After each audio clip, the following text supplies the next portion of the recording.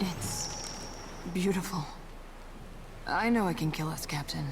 Just let me have the moment. Erosion has softened the bronze features, giving the proud statue a brooding air. Descending into the city would be suicide while the relentless storm rages on. A furious storm obscures the sprawling city below, but you can make out the shape of distant spires reaching up from the flooded ruins. Spirit winds tug on your soul with insistence, like a stern hand trying to pull a cloak from your back. Turn to your companions. So, here we are. You look to those who have accompanied you this far, who risked everything to face the confrontation ahead. How you feeling about this, Adair? Adair's gaze wanders among glinting archways and half-collapsed spires, his mouth agape. Gilded Vale got its name from the way the wheat fields used to look in the sun. But this place really is gilded. Might as well be a different world. Much prettier than Sun and Shadow. Yeah, seems they had a whole different way of looking at things. I'd say I like this one better, but the truth is, neither one seems any closer to me. These great people got a funny way of passing on. They disappear from the world, but leave their problems behind for the rest of us to deal with.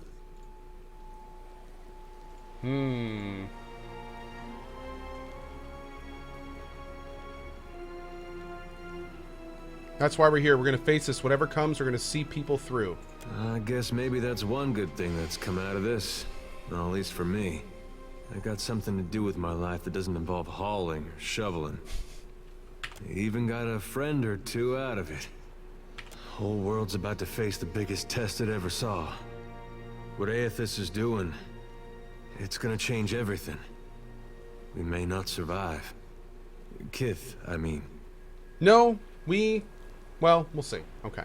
You know, I broke a wheel once too. First thing I thought of when we learned what Aethys was doing. My mom had this spinning wheel, and she loved it. Well, I was playing with it in the way a young child might when his parents are out, and that wheel came right off. It wouldn't go back into place, so I pushed it harder and harder, and pretty soon I'd broken off a spoke. Broke off 3 more trying to fix that. Anyway, I got whipped pretty good for it. That wheel was never the same, even after my dad fixed it. Adair runs a pair of fingers back and forth across a beard in need of a trim. I used to think of the gods as being like parents to all of us. And now I know better. They're children, playing while their folks are gone. Adair looks to Aethys in the distance and sighs. Something on your mind, Shodi? We gonna do this or what? Shodi licks her chapped lips, dark gaze narrowing as she takes in the sight of the ancient city ruins. Raised high, her lantern casts hard shadows over the plains of her face. We've made it this far, yet we're still alive. Might as well square off with my god before our luck runs dry. No matter what happens with Aethys, you've got my back, right? She doesn't answer for so long that you think she's not going to. Then she doesn't answer. Oh yeah. Then she taps her blood-stained sickle against her thigh. Sure do. If Gone wants you dead, I figure he can do it himself. Nice. Besides, the part of him that's been stomping through the Deadfire didn't much help me at Malgren's teeth. True that. Tell me, Watcher, can there be a god of light and birth if souls themselves can no longer be reborn? Whoa. She points her lantern towards the shadow's ruins in the distance, Ukaizo's broken bones. Was it worth it all to chase down your god? Reckon it was. Sure, I did some things I now regret. God knows I got plenty of blood on my hands. I thought it'd be different how it turned out, but I couldn't dream of any other way. Shodi sets her jaw, grim. Now then, shall we go face my god for one last time? Find out what it is we can or can't do in these end times. Whether we're meant to wither or thrive. Shrug. Let's go. Consider me your second shadow. Shodi thumbs the copper cage of her lantern, a subconscious attempt to reassure herself. Maya, any thoughts? So, here we stand on Lost Ukaizo. Is that all you have to say? Considering that all the powers of the Deadfire have scrambled to converge on this spot, you can forgive me for expecting more. My parents gave me an earful about horizon-spanning beaches and towers reaching beyond the stars. Maya snorts, shaking her head. All I can see is good folk tussling over a wasteland. Time to confront Aethys, hopefully for the last time. You know what you're doing? It's humbling just to stand here. Look at what we've accomplished. No time to waste then.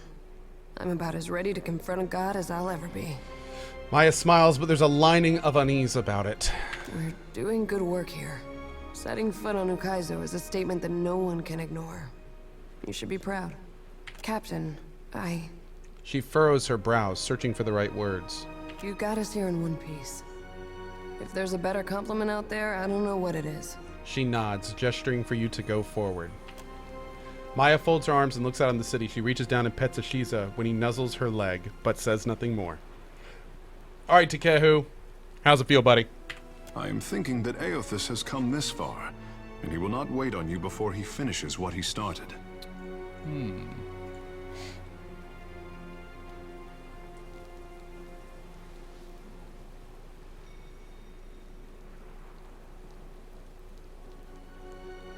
Continue. If he shatters what is sat in the heart of Ukaizo, this action will ripple beyond the Deadfire, beyond life as we know it. The Huana could use a change, an upset, something that gets them working together.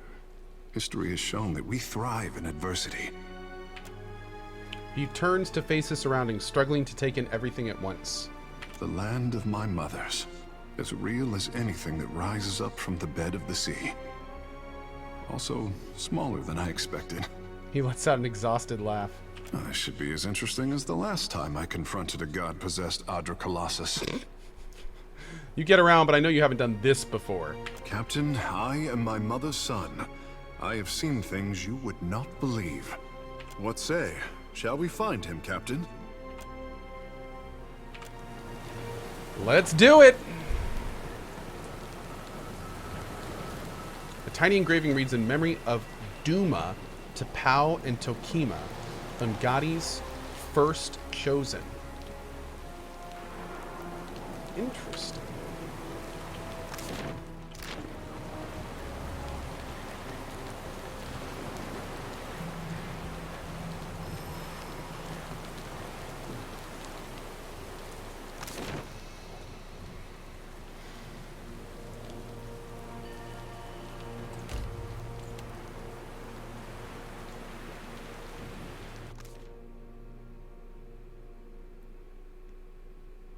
Yeah, Nuriel, I'm kind of sad that we didn't bring a Loth. I almost kind of wish we would have brought a Loth and...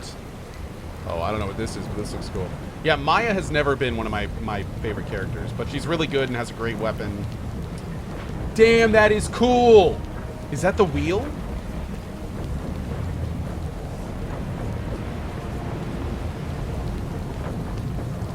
Yo, that is badass.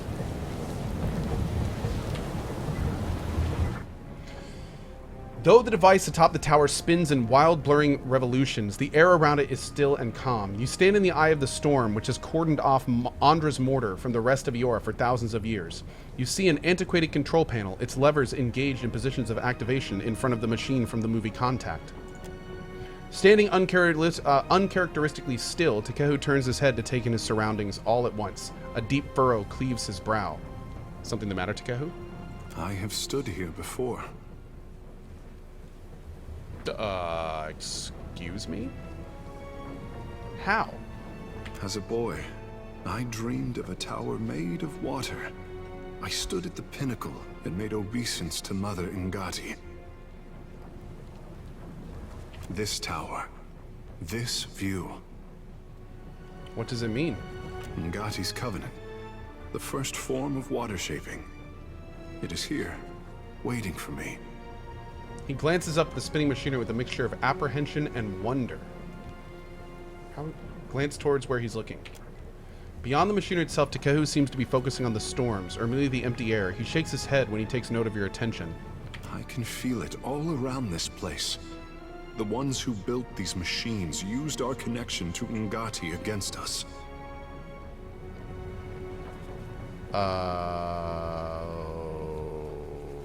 Okay. These storms are a perversion of my art, an expression of beauty as a weapon. We gotta slow down a little bit here, because the people who created this were the people who created the gods. So they couldn't have really been going against Ngati, because they made Ngati.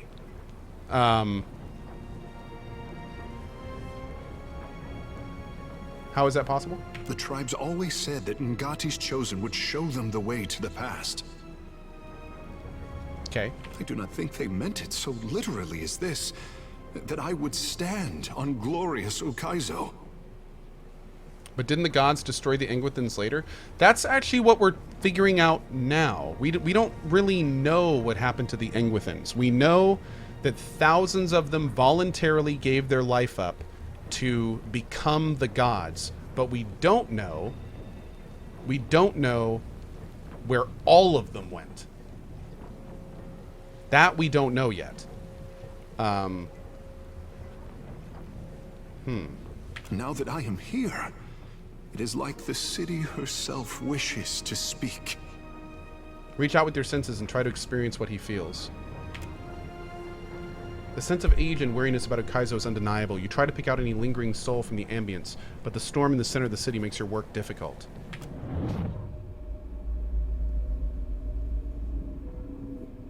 And then it hits you, a presence that suffuses the air around this machine, an accumulation of very ancient soul energies anchored to this point, commanding your attention. Dumu the Eldest, Tapua the Wise, and Tokima the Recaller.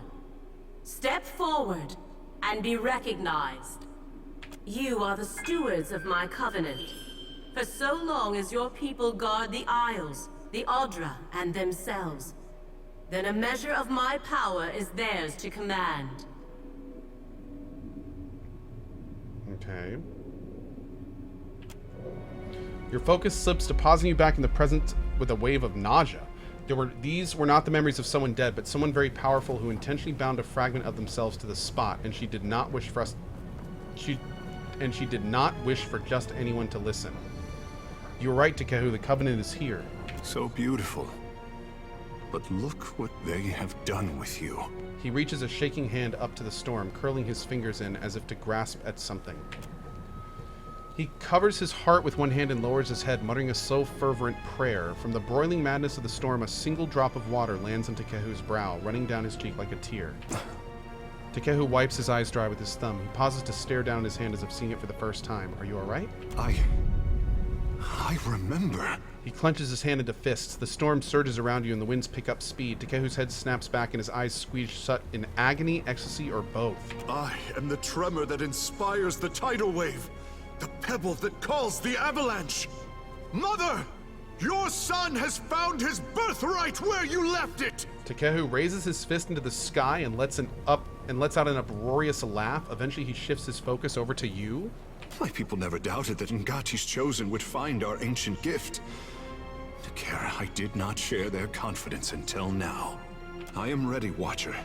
Let us finish what we started. A deep percussion shakes the tower by its roots. Somewhere in the obscurity of the storm, Aethys rears back his fist to deliver a mighty blow. The control panel is weathered millennia better than the rest of the city. A layer of dust covers its elegant glass tubes and engraved copper levers, which appear both intact and fully functional. Lead. Save. Deactivate the machine. You grip the largest of the levers and bring it up to its starting position. The vibration of the machinery gradually slows and turbulent winds grow calm.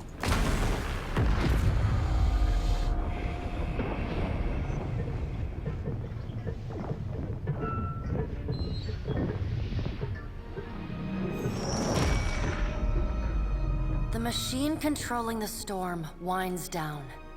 The clattering of its machinery settles into a low whir and then, at last, hiccups to a halt.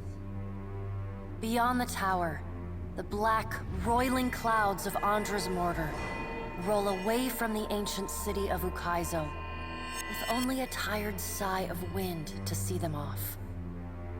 And on that last breath of wind, comes to you a familiar sound. The ring of a bell. Oh, man. The bell's ringing is soft. Not the clangor and torrent you've grown used to. It calls to your soul, and your soul yearns to follow it. Your soul flees from your body and into the beyond, chasing that sound. It leads you at last to Bareth's realm, to that cold platform and room of endless doors. Watcher, your journey nears its conclusion. The pallid night stands before you, her gaunt face impassive. What will come after this? That will depend on the will of Kith, whose desires are ever in flux. Soon you will confront Aethys for what will likely be the final time, and you will do so as the Herald of Bareth, the only creature on the face of Eora to whom he will listen. Remember that. The pallid night inclines her head to you, black hair hanging lank in her face. She steps back and cedes the floor to Helia with a small, resigned sigh. If Aethys truly intends to go through with his mad plan to destroy the wheel, a generation's worth of souls will be trapped in the in-between. So many would suffer. How can Aethys be so cruel? He cannot just abandon them. Aethys must help the Kith find a quick solution. Abaddon strides forward. Aethys thrust this crisis on the Kith. They did not bring it upon themselves. Their only mistake was in trusting us to watch over them. Who will help them rebuild their world now? Aethys will reveal every secret of the gods. Will Kith be able to change the established order if they have no wonder to inspire them? Aethys must help them resolve this quickly, lest every one of Eora's few remaining mysteries be laid plain. It's Aethys' obligation to help us fix what he's about to break. Coddled children learn nothing that is not spoon-fed to them. That is most likely Magrin and Skane. With the wheel destroyed, Kith will tear themselves apart. It is the gods' duty to prevent that happening, lest they doom us all. And as Kith must be ruled, Where's that Wudica? so too must That's the Wudica. gods. Yeah. I say that if Aethys Magrin's is the one so on eager fire. to throw down the mantle of power and step aside, I shall take my rightful place as Queen of the Gods again. Okay. Kith are strongest when they follow our lead, and we are strongest when we lead in turn. United in purpose with the gods, Kith can accomplish things that without us, they could never have even begun.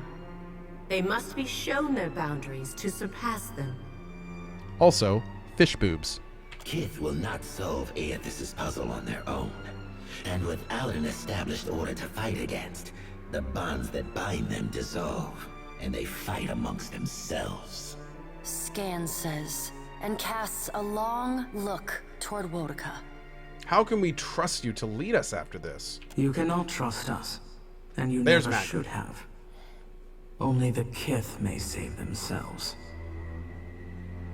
Wudica's firm hand is but the motherly smothering of Helia by another name. Mortals should have no special advantages. Only once Kith have striven to improve themselves through trial will they truly know their measure. Kith must suffer to find their strength if they are to survive the world into which Aethys drags them. Galawain says, Our intervention in your struggle would be a cruelty and counter to our purpose. Galawain says. He lets his words hang in the air for a moment. Gaze, level with your own. Indeed. Kith must discover for themselves what it is they are worth, and of what it is they are capable. What we do for them, they do not learn for themselves. Trial breeds ingenuity. If our work of generations was not in vain, Kith will succeed in spite of Aethys' actions. I have faith in Kith's ability to meet Aethys' challenge. Do not mistake my words for indifference, Watcher. They are born from a fierce belief in your potential. not a refutation of it. Aethys wouldn't do this if he didn't agree with you. Maybe we're not doomed after all. And yet you come to Okaizo alone, with none at your back. All that Kith stand to lose. And even then your leaders could not join hands, squabbling instead over prestige and resources. You believe that will change when my final death comes calling? You are a greater fool than I thought. You'll be dead too. Says. Margaret is blinded by her affection for mortals. She does not see that entropy is the destiny of all things. If Aethys were wise, he would destroy everything. End life, end reincarnation, end death. Well, aren't you popular at parties? Kith have had their chance. It is time to let silence reign. Damn. Okay, well, now we know what he wants. As Rimergon's words fade, the Pallid Knight returns. She no longer towers over you, a giant even among the gods, but meets you at your height. She lets the arms crossed over her chest fall to her sides. She speaks to you openly, plainly, an expression almost like tenderness, turning up the corners of her lips. Well, Watcher, you know where we stand. What do you believe? I believe...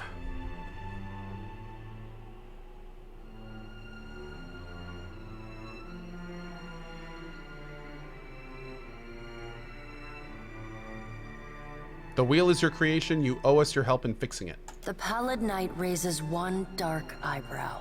I did not conjure the wheel as you know it now from the air. It was built slowly, with great deliberation by Kith. It is as much your wheel as mine. Now the time has come for us to part, Watcher. I laid upon you a difficult duty, and I know you desire to be free of it. You will be in time, but not now. You have work to do yet. You are no stranger to hard choices.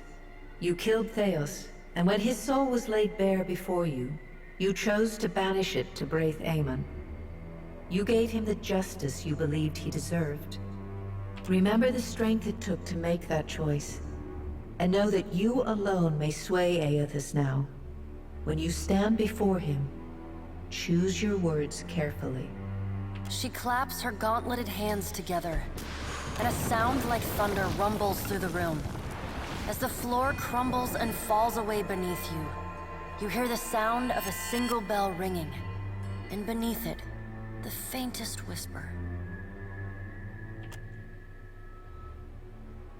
Consciousness returns, and oh my god, look in the background. Consciousness returns in a wave as the last of the machine energy dissipates. The calming of the storm reveals a sprawling city around you like a sand wiped from a mosaic. You see the distant outline of Aethys raising his fists in triumph and purpose.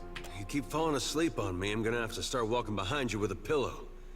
Oh, by the way, the storm's gone. Also, I think Aethys has ended the world. Adair takes a long draw from his pipe and nods as he stares at the Colossus in the distance. Do not touch the machine again, I say. The delicate fish can only take so much. If all your missions involve this many head wounds, then I volunteer to set the next one out. Ishiza lets out a pained squawk. God's darnation. My head. Peering over the edge of the tower, you make out a distant shape amid the ruins below. An iron-studded warship has dropped anchor in the shallows, its cannons angled towards the shore. The ship is nearly cracked in half, but the standard of the RDC company persists in flapping with the breeze. The empty deck tells you the surviving crew have long since boarded a skiff and rowed to shore, which means you're no longer alone on Ukaizo. If ever there was a place for a final standoff, it's Ukaizo. That is damn right. Man, look at him go. Is that the wheel? Oh, shit. Let's go.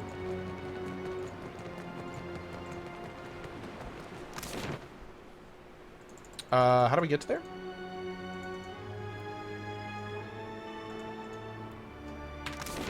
Do I have a different exit from here? Oh, I probably have to go back through the middle area. Yeah, we gotta go back to the middle area. Okay.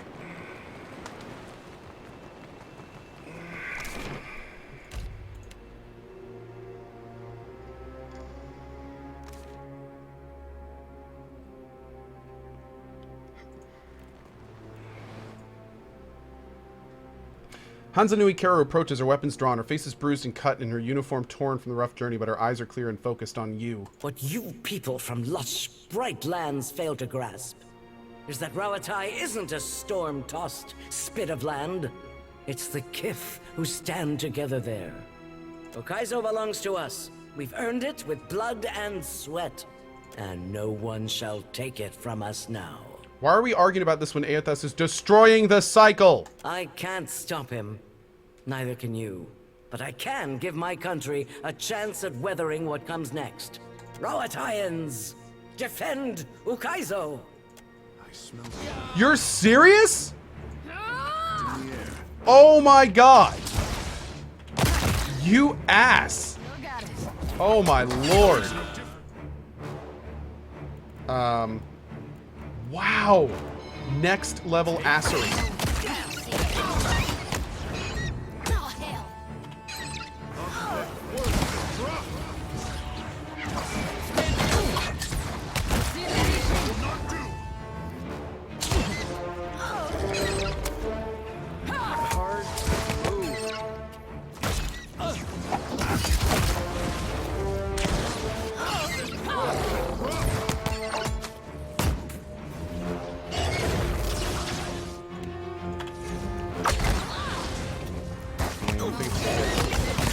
There she goes. Get out of here, you jerk. Very well.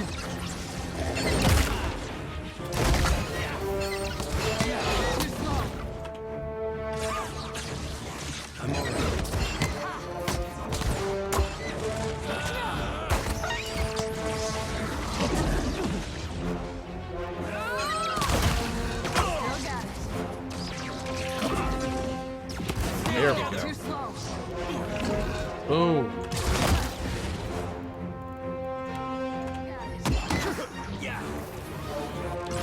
Oh my god! What? Oh, that was nuts. That was nuts. Holy shit. That one shot dough. No one noticed me, right? Goosh! He did it again! Oh my lord! You machine! Stand together. Do it again, do it again, do it again. Boom! Such a good skill. Boop. Wait. Wait. Sort of boop. Boop. There we go. Okay, good. Thanks, chat. Indeed. Oh, it's a unique hat, but it doesn't have any stats on it? Rude. Happily. I need a one-punch soundboard? I actually do, DC Blast, funny Yes, enough. Captain. Kara, it is no problem. Alright, let's rest real quick. Hey, Don't Care Bear, what's up, dude? Cute how Cohh is happy about his 130 damage crit. Oh, I know. I know. Assassins get insane crits. I know. I know. It's good for me, though.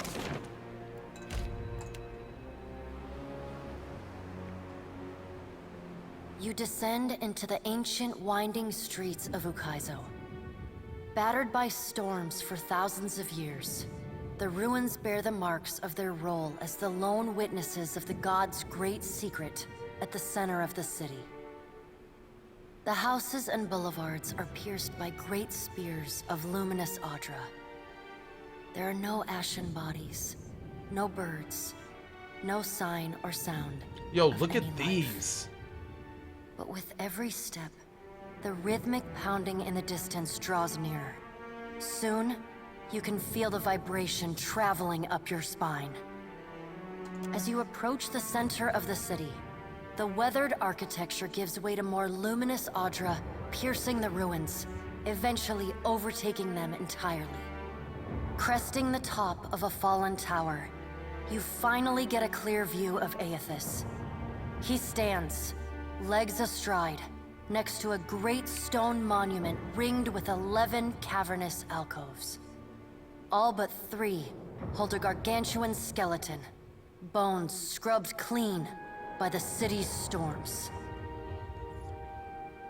An immense Angwithan machine floats above the monument, suspended by invisible energy emanating from a well of light beneath it. Great brass rings spin around a core of metal and Audra at the machine's center. Periodically, Aethys's massive arms swing back. The movement alone is enough to draw great gusts of wind toward him. When they come down on the machine, the impacts are accompanied by eruptions of electricity, fire, and smoke. The hundreds of luminous Audra pillars across Ukaizo sympathetically dim in a rippling wave that spreads out from the machine. The only safe route to the god is a steep ascent along a monstrous pillar of luminous Audra. Intertwined with fragments of Ukaizo's ruins that it has carried through the centuries, the pillar bends in a long arc, towering above the machine. The pillar levels out near Aethys's head, a silent observer to the destruction of the machine it has grown beside over thousands of years. You weave your way along a treacherous, rain-slicked path up the pillar's skyward side. As you arrive at the top, you catch Aethys's attention. Fist pulled back, he pauses to observe you. With the same gentleness he showed at Ashen Maw, he lowers his arm and turns toward you.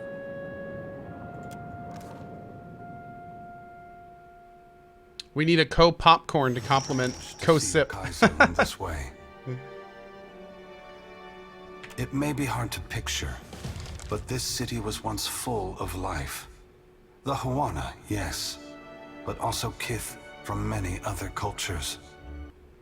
Great hanging trees shadowed these boulevards. Gardens sprawled across the open rooftops. Yeah, we have a Cohh eat emote. That's good. Each spring, a festival procession would wind its way from the hillside into this valley. The celebrants would pass through a steep walk among the stalls of foreign merchants, flowers falling upon them from all sides. All people of all nations, together in a celebration of new life. Such was the power and beauty of lost Ukaizo. Mighty One, I once desired to return that power and beauty to the Huana. Now I wish only for the tribes to find it themselves. If not here, then elsewhere. Was I wrong? Have I failed them? Cohh, the gods have already decided so much of your life. I would not shape what remains of it. You know how your people could benefit from your help. You have also come to see that this life is yours to live as you choose. Deciding what course to take is not easy. But if you do not choose, your life may pass you by as you stand at the crossroads. This isn't right. You can't put this burden on us. You can't make the gods' problems, our responsibility to fix. How can you have faith that what you're doing is good? You know how many people are going to suffer because of this. No matter how you spin this, you can't set it straight. Adair, I wish I could explain it to you. It breaks my heart that I cannot. But no matter how much you curse me, do not despair. The souls of this world will need people like you. Lights burning brightly in the darkness to come. Gone, please, I'm begging you. What do I do following this? How am I to best serve those still living? To improve our future chances of survival? The Deadfire and the Eastern Reach are full of animancers. Women and men with brilliant minds who can solve this great problem. They will also need people with brilliant souls, like you, Shodi. People who can tend to the spiritual needs of the world in a time of fear and desperation. Remember, the flame you bear is not only light, but warmth. Provide comfort to all who need it. Rauatai gave everything they had to reach this place. In the end, they fell short of hitting the mark. Will we ever have another chance to prosper? Or was this damn island our last hope? Only you can answer that question, Maya. Rawatai has persevered through great adversity. The storms that ravaged your homeland have ended, but that in itself may present new challenges for your people. It is my hope that after I am gone, Rawatai will work together with its rivals to create a new world, instead of fighting over the ruins of the old. But what of you, Watcher? Why have you followed me? Have you come to bear witness to the breaking of the wheel? I've come to ask you to take pity on the mortals of this world who will suffer for your actions. After you've gone, the gods will go to war with each other and with mortals unless they have a strong leader. Mortals are going to need a head start on things to prevent the gods from establishing control. You need to inspire them. I want you to go further than breaking the wheel. I want you to destroy it all, only to bear witness. I've come to fight you.